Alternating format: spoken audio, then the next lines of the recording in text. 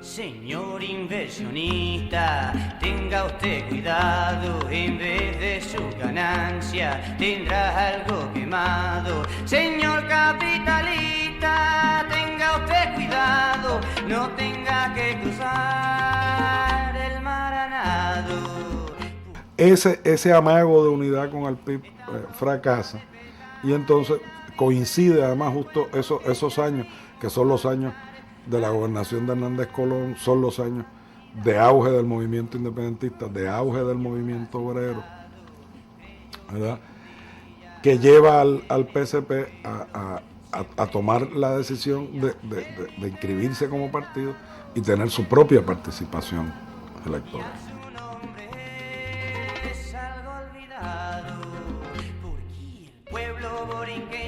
Está pronto a despertar en la víspera del pueblo que ya mismo va a gritar, tengan cuidado. El PSP se constituye en noviembre del 71 con la idea de que se iba a dar ese Frente Unido. Y como no se dio, pues se acuerda una consigna que yo creo que fue un fracaso, y hay que aceptar los fracasos cuando se hacen, que era Frente Unido o 0 votos.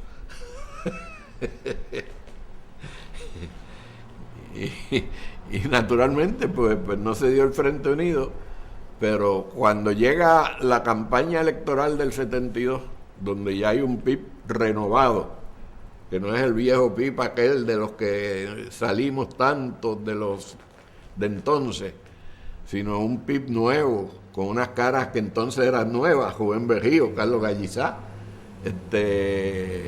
Noel Colón Martínez, que venía del autonomismo a convertirse en independentista desde el plebiscito del 67. Pues nosotros no teníamos razón para llevar a cabo una campaña de abstención electoral en ese momento. No había la base objetiva para predicar la abstención, porque el MPI y el PSP nunca plantearon la abstención como una cuestión de principio, como hacen los nacionalistas. Nosotros lo vemos y lo veíamos como una opción táctica, dependiendo de las circunstancias de cada elección. El momento glorioso, después del año 52, el próximo momento glorioso del Partido Independentista está alrededor de las elecciones en 1972, donde tiene una participación muy destacada. Fue para todos nosotros una escuela, porque por primera vez participamos en una campaña donde el socialismo es el sujeto y donde todas aquellas cosas que habíamos soñado que se podían tratar de impulsar en el PIB, en la práctica se estaban logrando. Para que tengan una idea, en el 9 de julio del 72, en el Irán Bison, se celebró la magna asamblea del PIB, donde se presentaron las candidaturas y donde se le informó al país y a la militancia allí presente del programa socialista del partido. De hecho, yo fui candidato a gobernador por el Partido Independentista en 1972 y fue fundamental mi intervención para que Juan Maribara fuera uno de los invitados especiales a la asamblea, que es la asamblea más grande que se ha dado aquí del independentismo en las últimas décadas. Se celebró en el Irán Bison. En esa campaña, el MPI predicaba que no se votara. Es decir, yo tenía la experiencia personal de que nosotros hacíamos un meeting o una reunión y por allí andaban los altaparlantes del MPI diciendo a la gente que no votara. Es decir, que había una diferencia, pero eran diferencias políticas. Es decir, no eran diferencias personales. Y aunque estábamos comprometidos con la abstención, porque ya una asamblea lo había aceptado así, pues la dirección del movimiento no quería llevar a cabo una campaña de abstención que perjudicara las posibilidades electorales del PIB. Y por eso nos invitan a la asamblea del Partido Independentista en el Irán Bithorn, y yo fui a esa asamblea y hablé allí, siendo secretario general del Partido Socialista. No llamé a votar por el PIB, pero el hecho de haber ido, haber aceptado la invitación, haber dado un discurso allí, pues indicaba que no estábamos en contradicción con el Partido Independentista. Y en la actividad de la juventud que se hizo en el terreno de juego, nosotros calculamos entre unas 13.000 a 15.000 personas jóvenes que estábamos en esa actividad. Nosotros, coordinado con la dirección del partido, establecimos un plan de movilización, y como parte de los trabajos allí en el día de la asamblea, acordamos llevar unas pancartas gigantes. Y esas pancartas gigantes tenían el dibujo o retrato de Ho Chi Minh, Marx, Engels, Lenin y el Che Guevara, entre otros. Al otro día de la actividad comenzaron a llegar unas cartas al partido, donde entonces se quejaban las personas provenientes de la pequeña burguesía y la burguesía dentro del partido, de que nosotros habíamos convertido al PIB en un partido comunista, y comenzaron una intensa campaña internamente dentro del partido para tratar de que los jóvenes abdicáramos de las ideas que habíamos venido planteando. Y de hecho, el liderato del partido dio un resbalón grande porque nos llamó a capítulo a nosotros, particularmente a mí, que era el secretario general de la juventud, para que hiciéramos una autocrítica pública sobre las pancartas.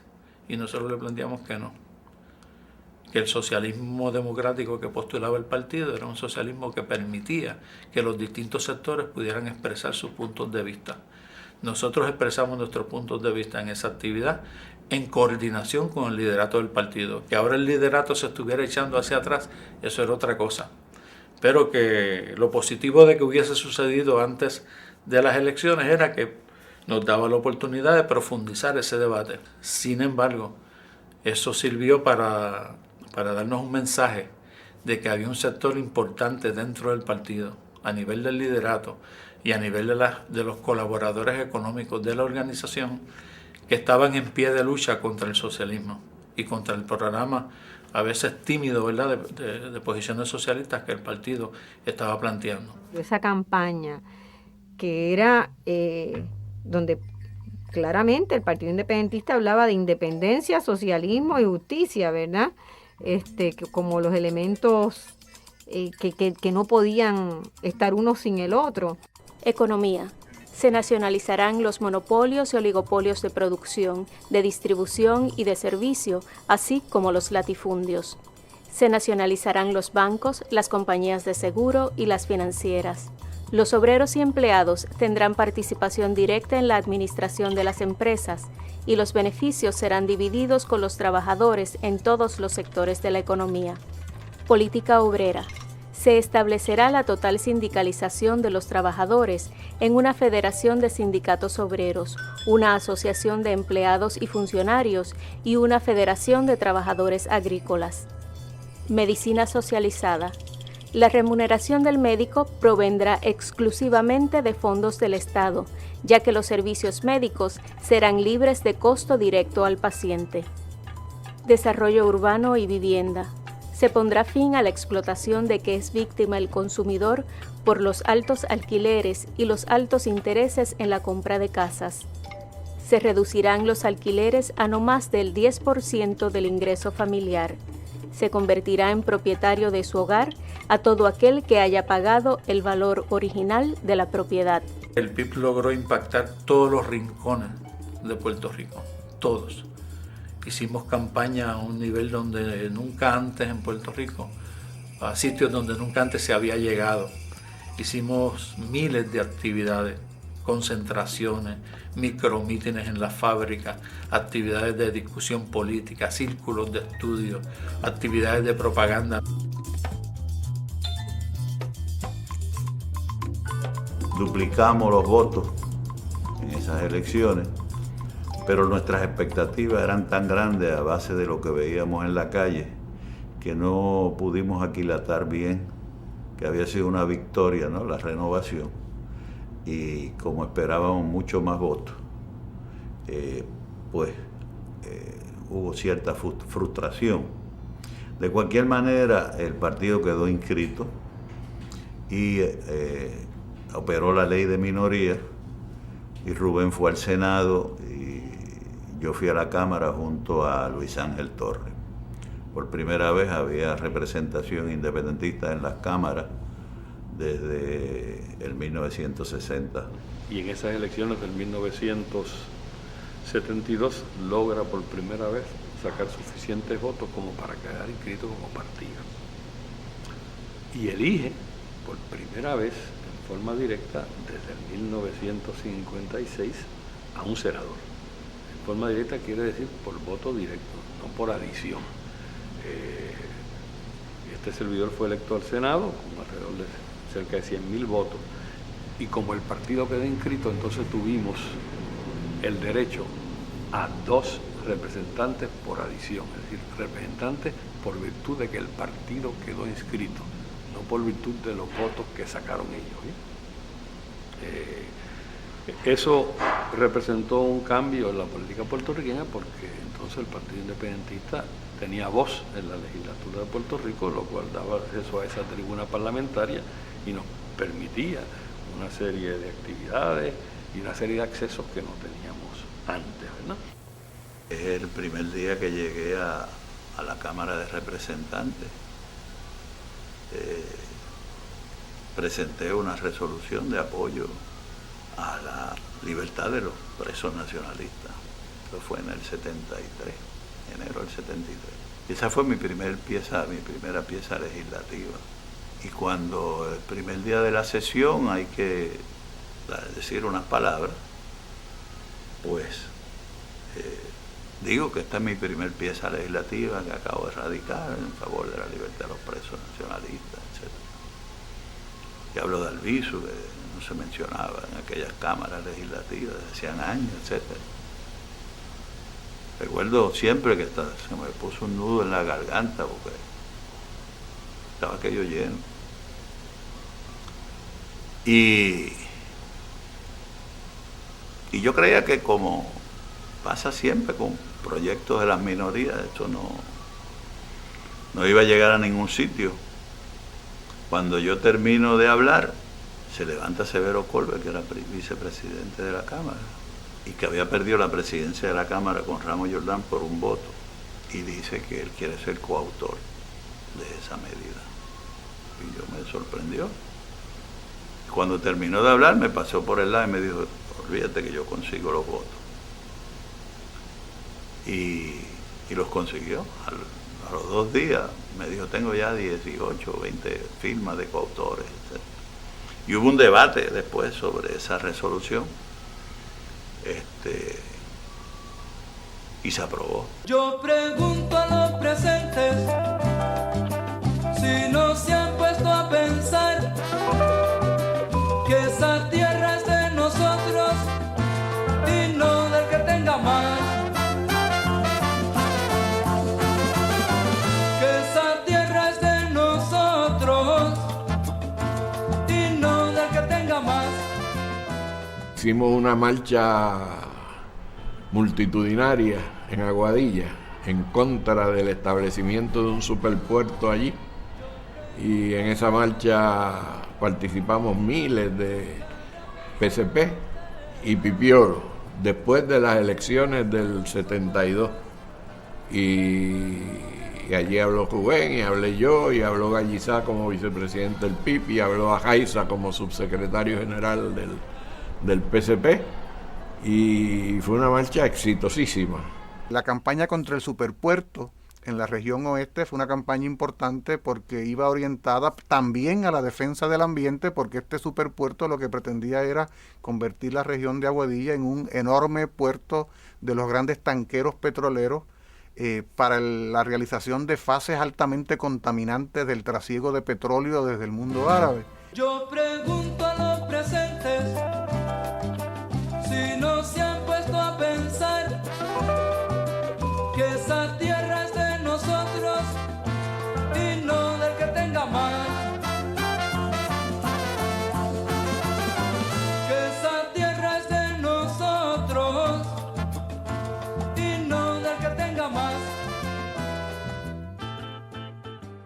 nosotros hicimos investigaciones campestres que fueron un fracaso. Fueron un fracaso porque no es fácil. Una noche a la 1 de la mañana que te tiren en la carretera número 10 y que te digan explora y vamos a establecer una base en el área de Utuado. Imagínate, es una comedia, es una después yo con el tiempo yo me reía. Vino una noche por un ejemplo, una noche nos tiran a las 2 de la mañana en la carretera número 10.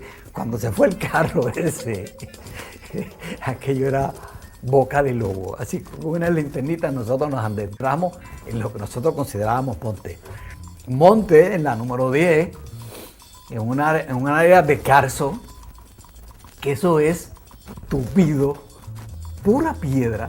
Bueno, estuvimos caminando la noche y explorando, y después por el día pues amaneció y lo que nosotros teníamos era una maraña de bejucos y de espinas y de piedras y de cosas que era casi imposible.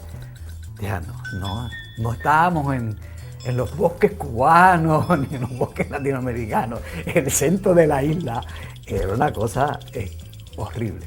Déjame decirte que nosotros estuvimos caminando todo el día. Pero me dicen, bueno, fulano, yo creo que tú eres el que mejor orientación tiene.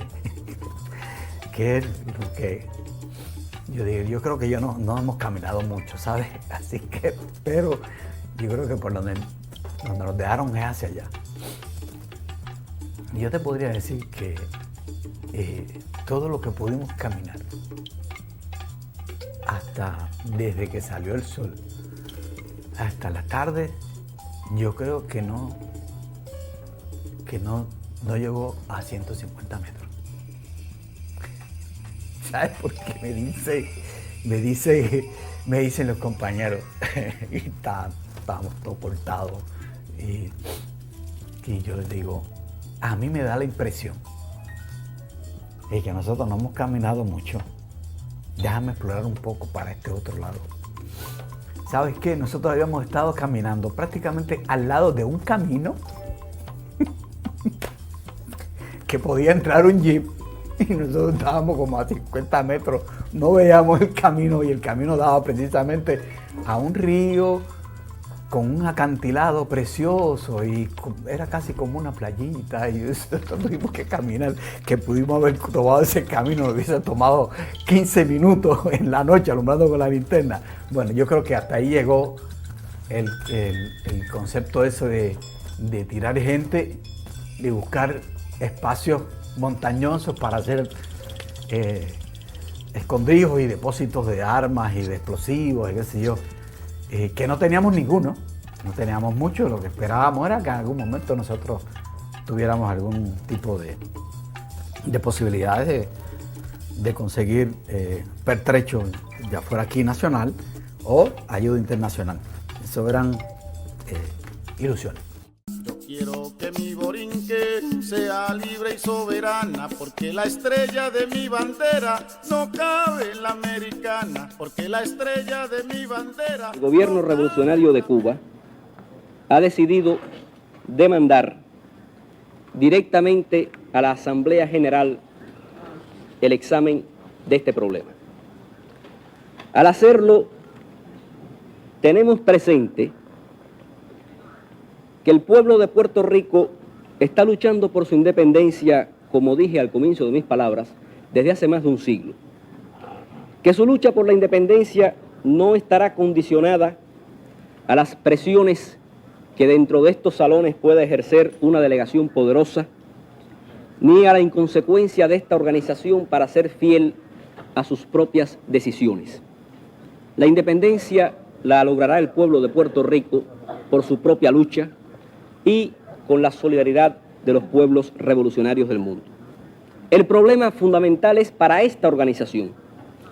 Si esta organización se declara incapaz de aplicar universalmente principios y postulados que ella estableció como universales, estaremos reconociendo una seria quiebra en el valor y la eficacia de las Naciones Unidas. Ya en el 72 nosotros habíamos conseguido el MPI sin participación destacada del PIB.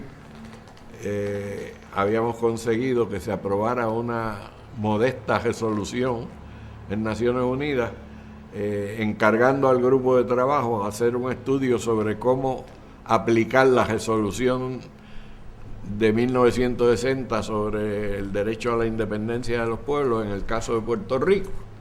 Realizamos una gestión conjunta en las Naciones Unidas en 1973. Pero en el 73 lo que aspirábamos es que se nos reconociera el derecho de ser peticionarios y hablarle al comité.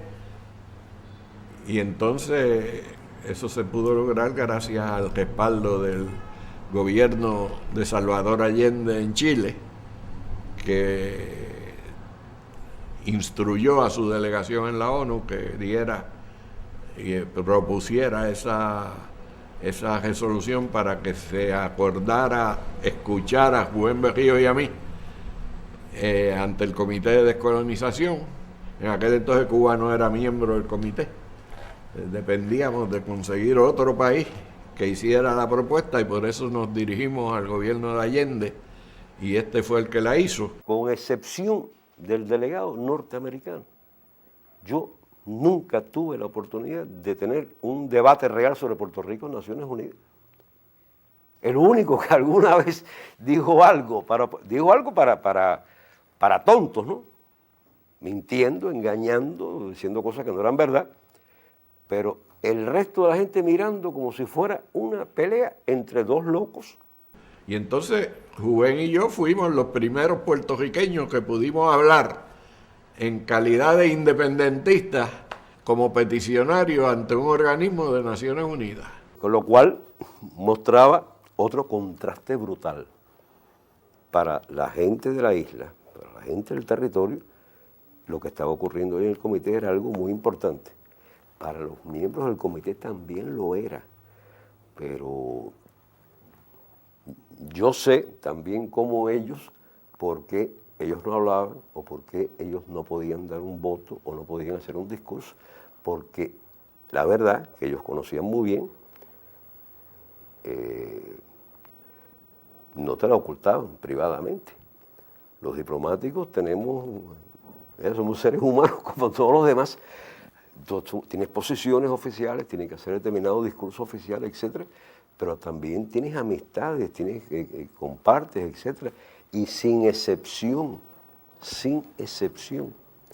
todos durante años te decían, Ricardo, fíjate, esto es demasiado serio para mi país, la presión es muy fuerte, no podemos hacerlo, compréndelo, etcétera, etcétera, pero tampoco llegaban a ser capaces de hacer lo contrario, porque también sus gobiernos sabían que hubiera sido demasiado, que era demasiado, hubiera sido demasiado inmoral, digamos.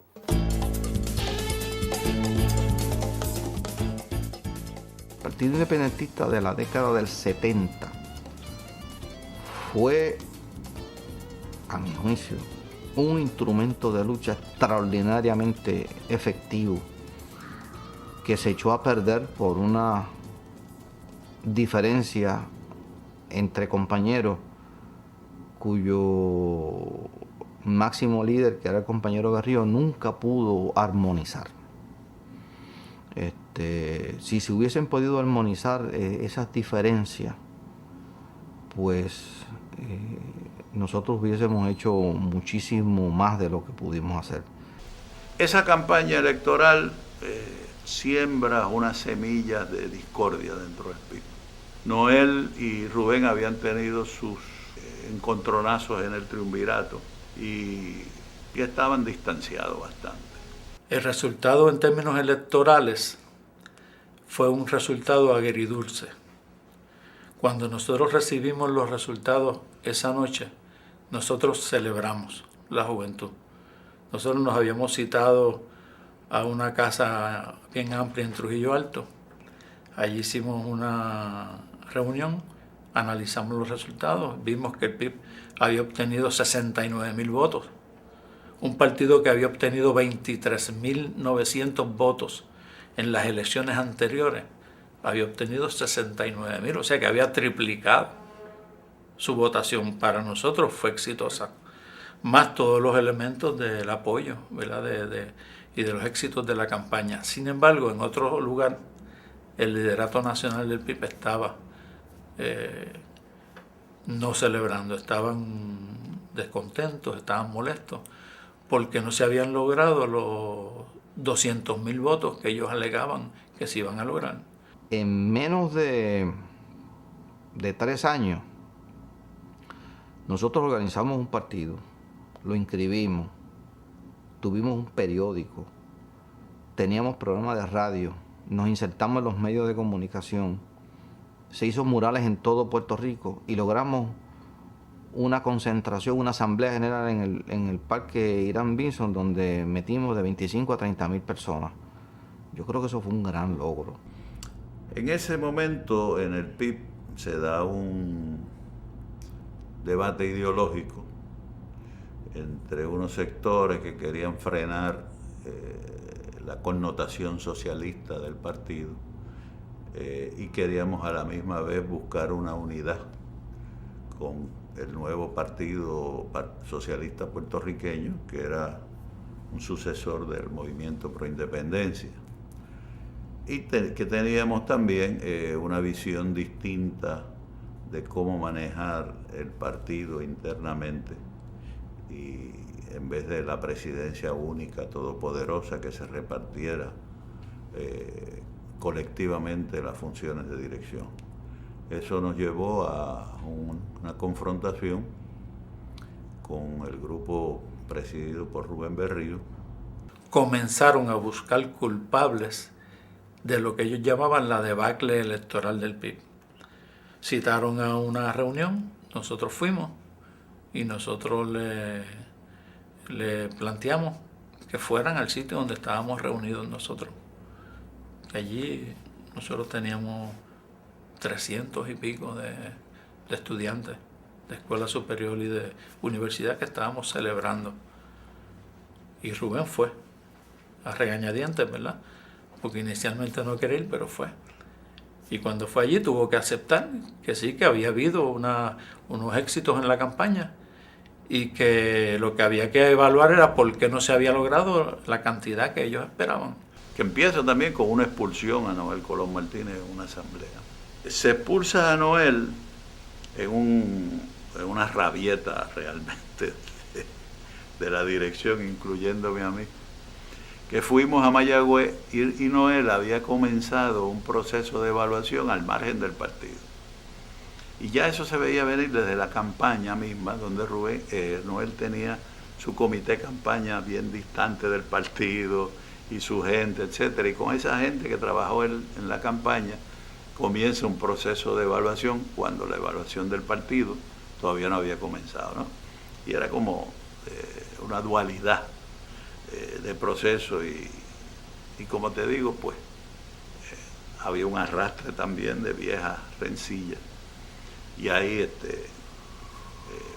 pues empieza a germinar con más fuerza esa división y vamos a Mayagüez y expulsamos a Noel. Yo creo que ese es uno de mis grandes errores también en la política, haber participado de eso. Desde el 1972 al 76 hubo una serie de divisiones en el Partido Independentista puertorriqueño y las divisiones surgieron no solamente en mis recuerdos, sino creo que que así fue, básicamente de unas discrepancias profundas de carácter ideológico en el seno del partido.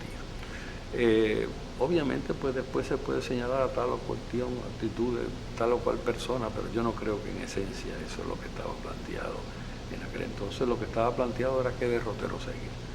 Si el Partido Independiente seguía el derrotero del socialismo democrático o si seguía un sendero más afín con el marxismo-leninismo. Y había marxistas dentro del PIB. Bueno, César Andreu, Aaron Ramos y otros pues empiezan a darle forma a una visión socialista dentro del PIB, utilizando a Lenin y a Marx, pero también a Gramsci y a otros. Nosotros enviamos un comunicado de prensa firmado por mí, donde nosotros planteábamos que nosotros no éramos rubencistas ni noelistas. Representábamos una tercera opción para resolver la crisis interna del PIB. Y la prensa utilizó lo de tercera opción y nos denominó terceristas. Y de ahí en adelante se sigue utilizando ese nombre como el nombre de cuño de ese grupo.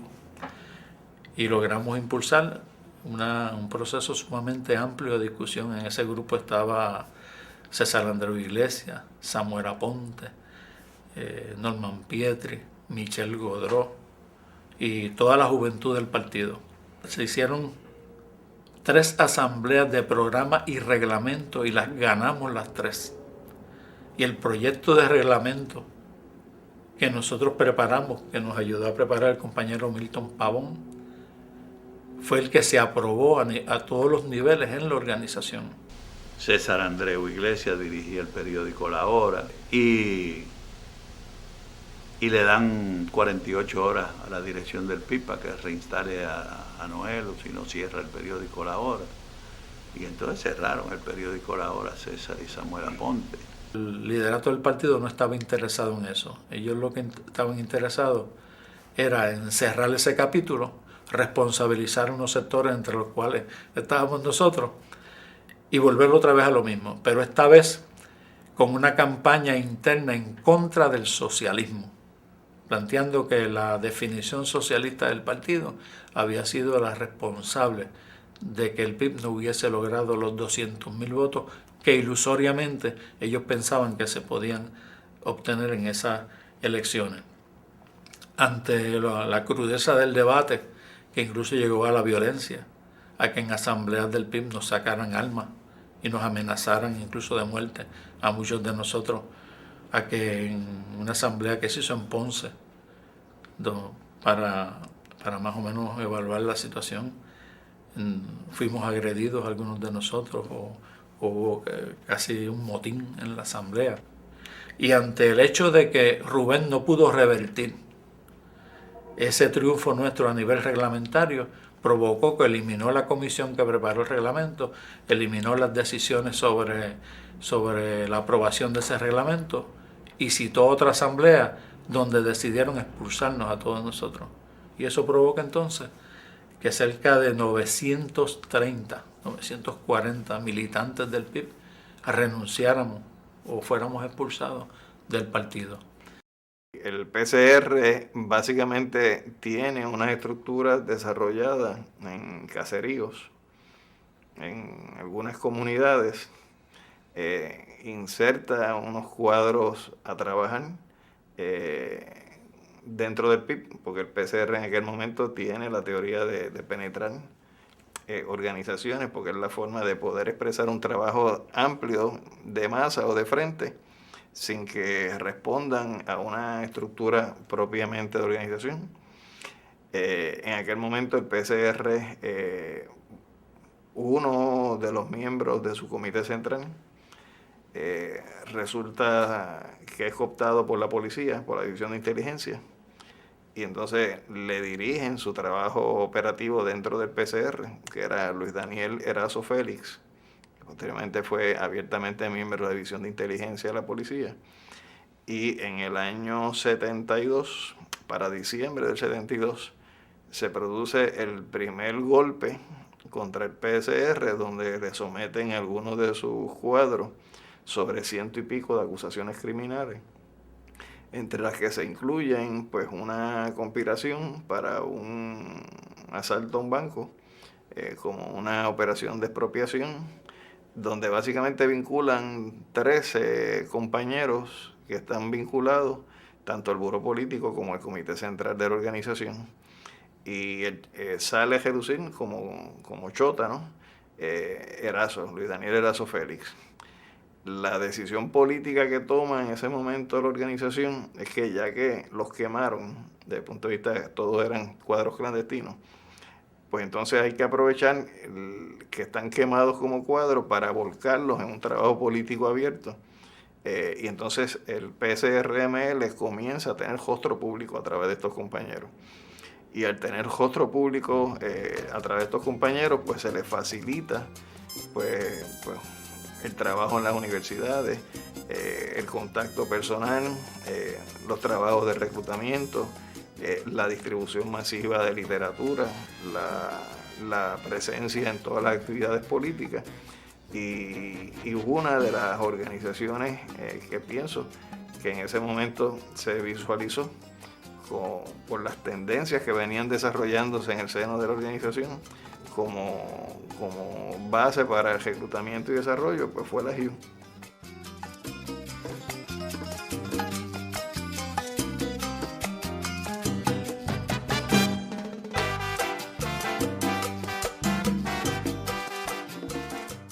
A los 2 años nosotros, un compañero intentó reclutar a otro compañero y resultó que ese compañero pertenecía a otra organización que se estaba formando clandestinamente, que se conocían por las Milicias de Liberación Nacional, que me imagino que no has escuchado de eso nunca, solamente existe en documentos. Pero ellos habían realizado un buen trabajo, tenían alguna gente agrupada. Comenzamos conversaciones políticas que nos llevaron en un momento determinado a plantearnos la integración de la función de estas dos agrupaciones, que comienza a darse aproximadamente para mediados del 72.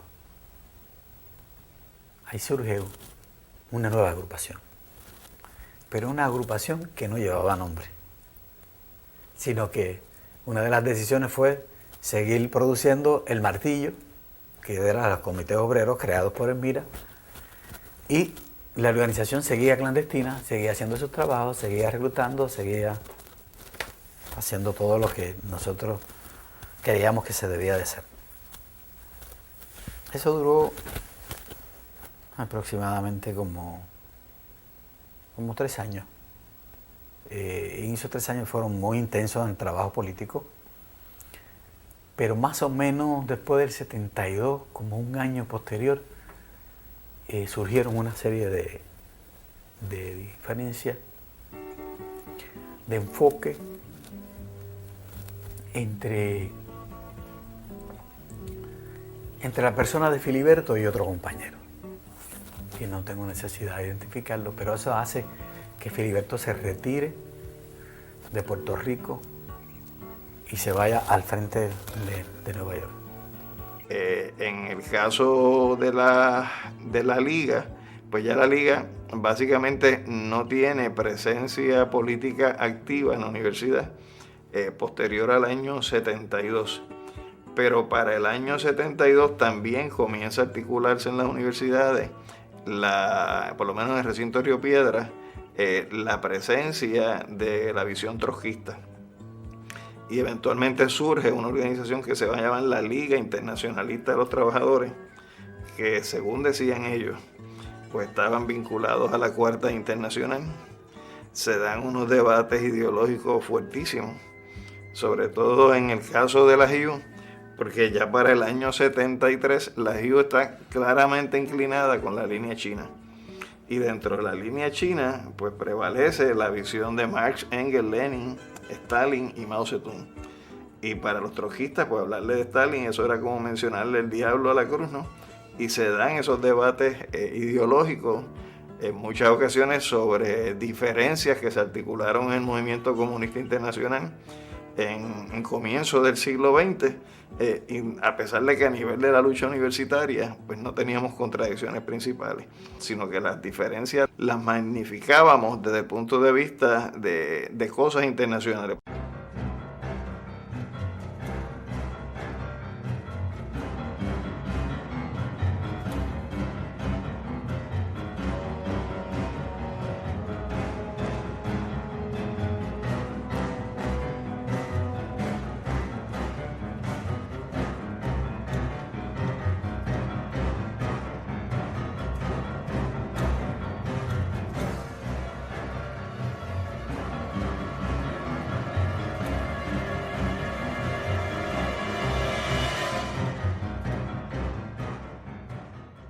finalmente en el 1973,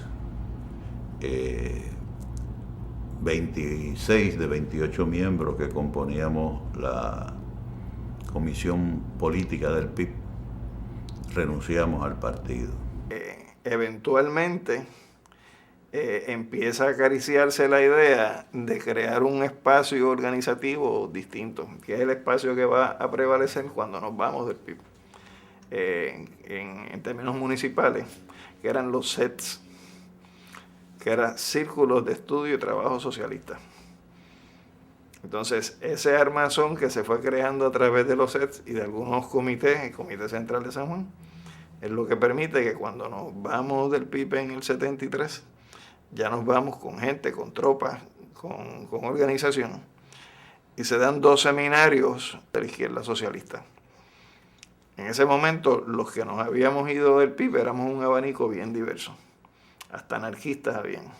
El partido se cierra a una posición conservadora, donde comienza a tomar las medidas para liquidar todo vestigio de socialismo dentro de la organización, proceso que le va a tomar varios años. Las personas que salieron del PIB en esa época, prácticamente todas fueron a parar al Partido Marxista-Leninista, incluyendo una de las personas que estaba en la legislatura de Puerto Rico, que entonces en vez de estar representando al PIB, que había sido electo por el PIB, fue a representar al Partido Socialista Puertorriqueño en aquel entonces. Y las discrepancias fueron básicamente las mismas que se planteaban antes del 72 entre el PCP y el PIB. En el PIB no había mecanismos democráticos para que se pudiera expresar las distintas tendencias del socialismo, como debe ser una organización socialista desde nuestro punto de vista. Entonces, si vamos a crear una nueva organización, debemos evaluar las causas de los problemas que hubo en el PIB, para que la nueva organización no vaya a arrastrar con los mismos problemas que pasamos en el PIB.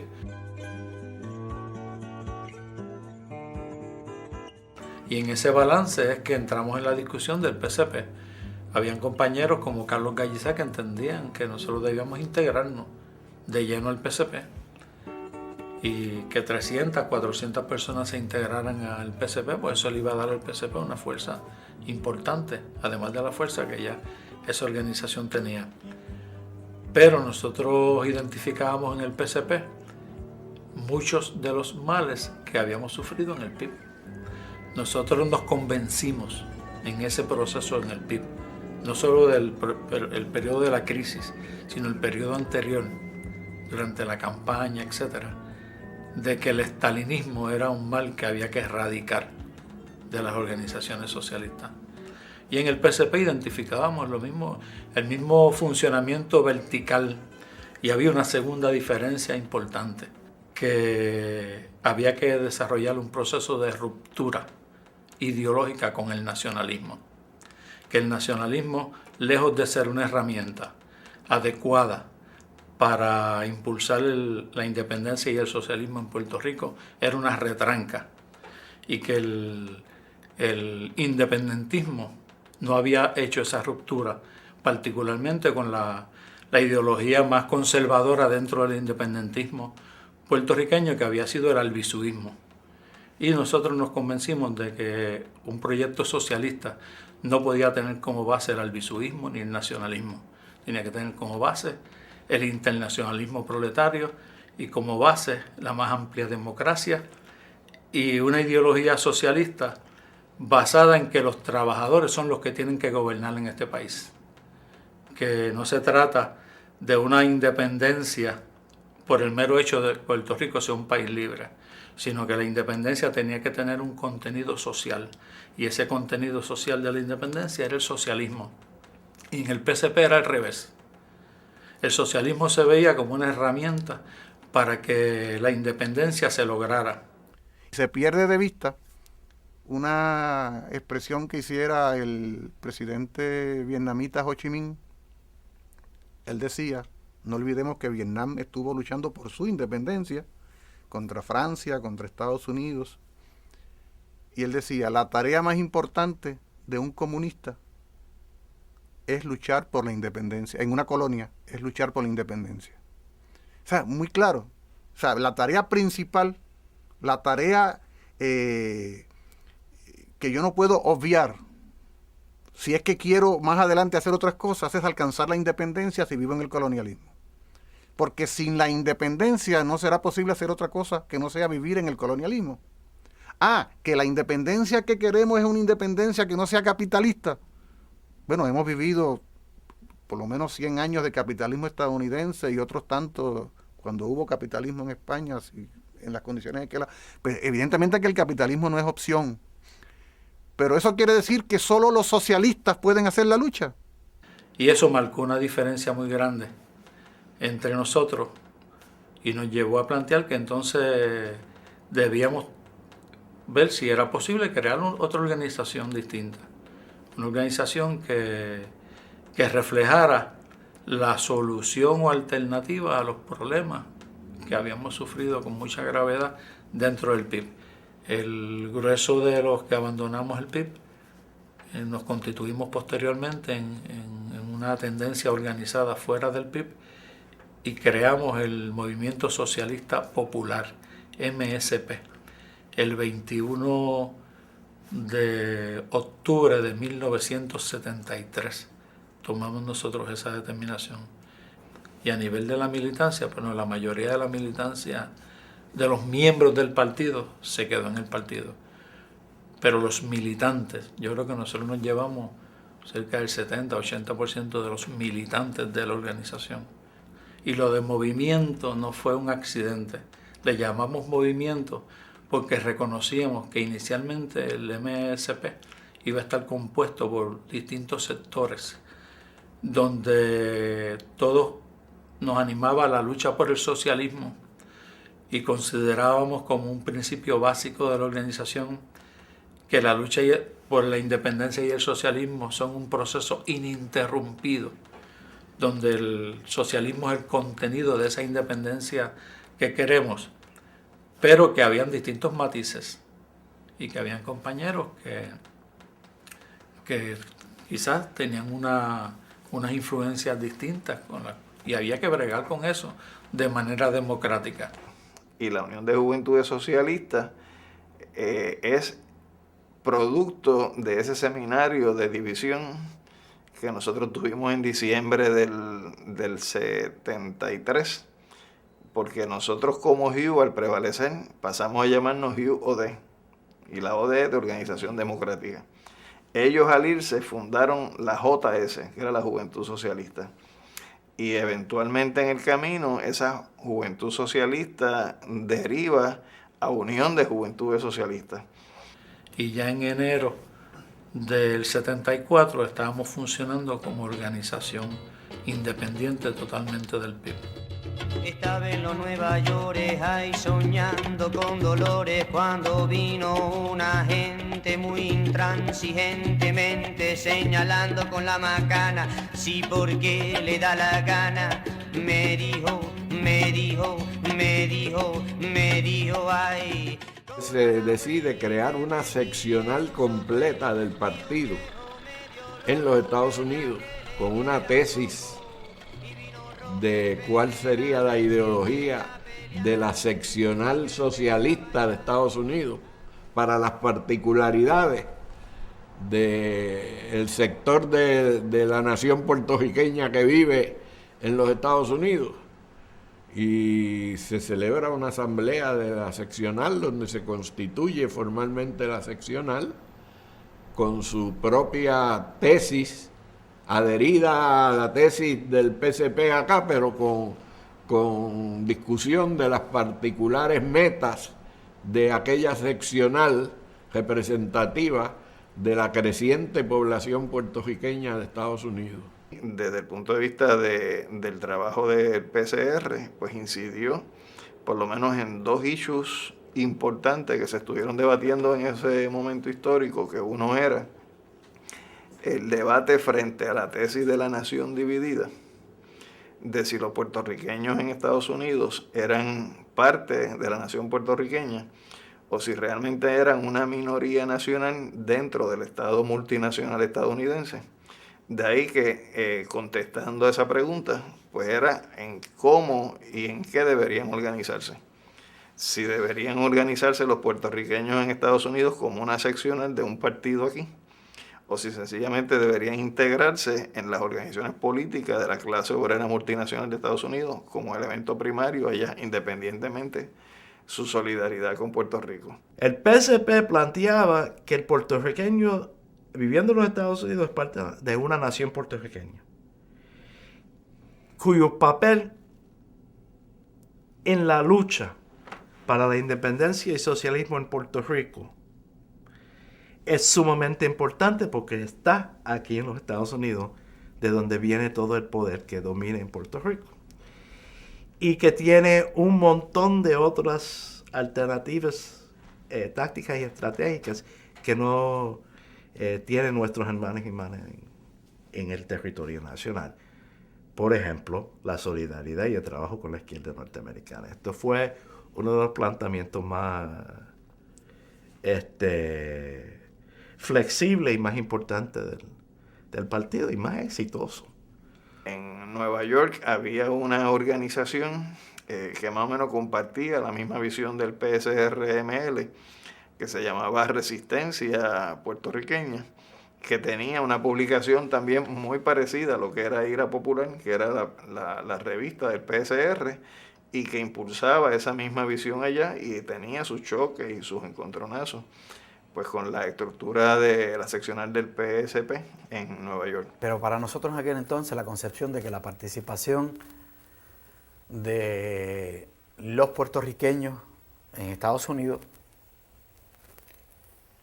o los norteamericanos de origen puertorriqueño en Estados Unidos y todo el que se quisiera identificar con la lucha de liberación del pueblo puertorriqueño tenía un papel y que para nosotros estratégicamente era fundamental poder golpear al enemigo allá en el área. Y habíamos tenido una serie de operativos en Nueva York. Desde el primer momento de yo dedicarme al trabajo del PSP, yo entendía que mi aportación política al PSP era parte de la lucha de los Estados Unidos, que era mi lucha, la lucha que yo quería, lo que yo quería aportar. Entendía en esos momentos, claro, formulándolo basado con una inmadurez política, pero yo entendía que el que está viviendo aquí en los Estados Unidos tiene una oportunidad inmensa y una responsabilidad muy, muy profunda. Porque cuando se hace la Revolución Norteamericana, todo el mundo cambia. Y yo entendía eso desde lo primero. Y todos esos años que yo pasé en el Partido Socialista, militando por la independencia de Puerto Rico y el socialismo en Puerto Rico, como puertorriqueño que soy, yo siempre entendí en el ámbito político que era eso una gran aportación a la Revolución Norteamericana. Habíamos hecho un gran esfuerzo por tener una dirección grande, fuerte, centralizada en Estados Unidos, pero que formaba parte de la dirección en Puerto Rico. O sea, tampoco es que estaba subeditada. Yo era miembro de la Comisión Política y del Comité Central en Puerto Rico. Llegamos a tener 6 o 7 miembros de la dirección de Estados Unidos en el Comité Central en Puerto Rico.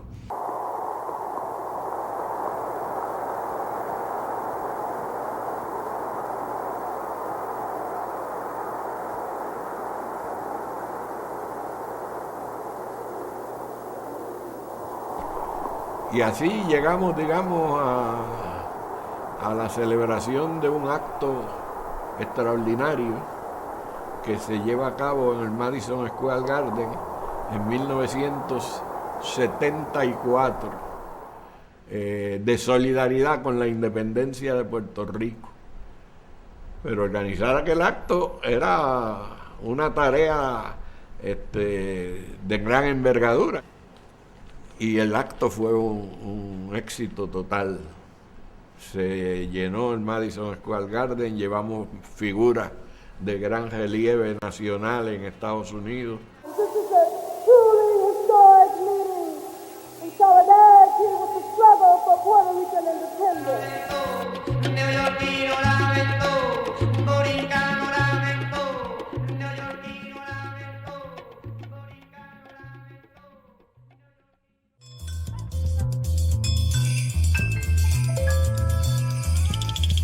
FEPI, lo que se llamaba la Federación Estudiantil Pro Independencia.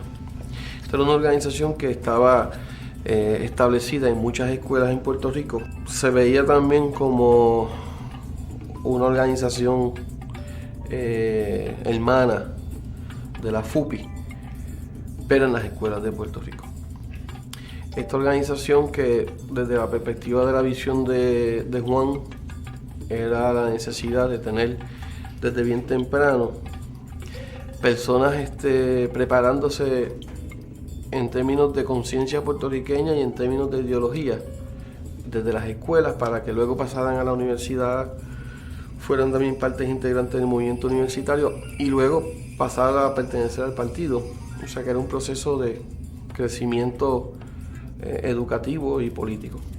Yo creo que la FEPI fue una gran aportación a la conciencia de los jóvenes puertorriqueños en ese momento, como lo fue la FUPI y como lo fueron otras grandes entidades, ¿verdad?, que lucharon por la independencia de Puerto Rico en ese momento.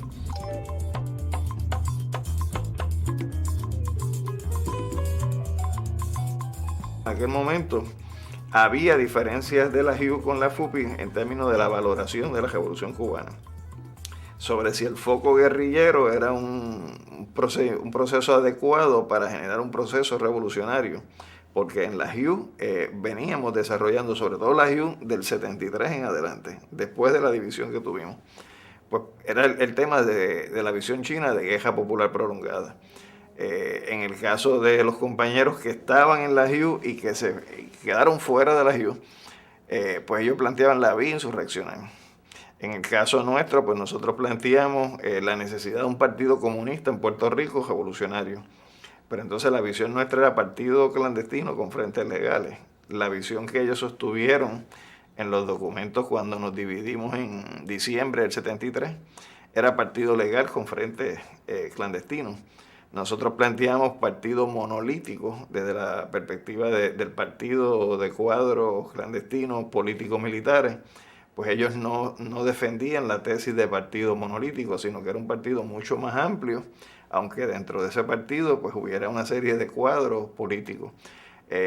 Había una valoración distinta de parte de ellos y de nosotros sobre el Movimiento de Liberación Nacional uruguayo de los Tupamaros, sobre si esa visión de la guerrilla urbana era la correcta, o lo correcto era la teoría del campo a la ciudad, siguiendo el modelo chino. Si por ejemplo tú vas a lo que fue el documento que se preparó en el año 70 o 71 del PIB, que era el análisis de clase de la sociedad puertorriqueña, el compañero que trabajó esa parte del documento, no de la JIU, del PIB, pero siendo de la JIU, lo que hace es que te reproduce casi en su totalidad la estructura esquemática de Mao sobre el análisis de clase en la sociedad china. Lo que le faltó fue establecer la diferencia entre los chensi buenos y los chensi malvados, y es porque aquí no había esa clase de terratenientes buenos y terratenientes malos, pero básicamente el análisis de clase era el mismo.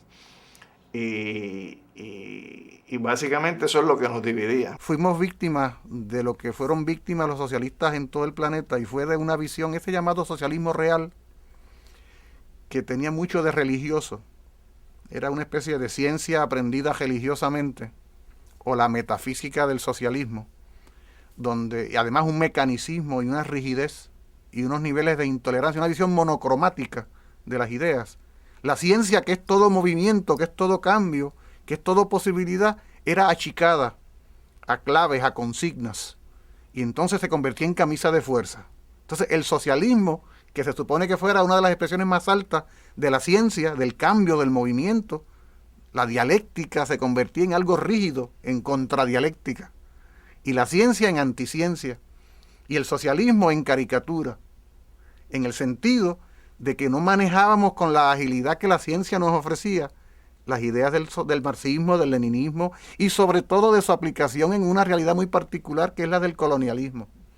Y en ese sentido se produjeron contradicciones que hoy quizá algunos podríamos ver como absurdas, entre esos dos elementos que tú señalas, que son el de la lucha de independencia, de un lado, y la lucha social, económica, o la lucha de clases por otro.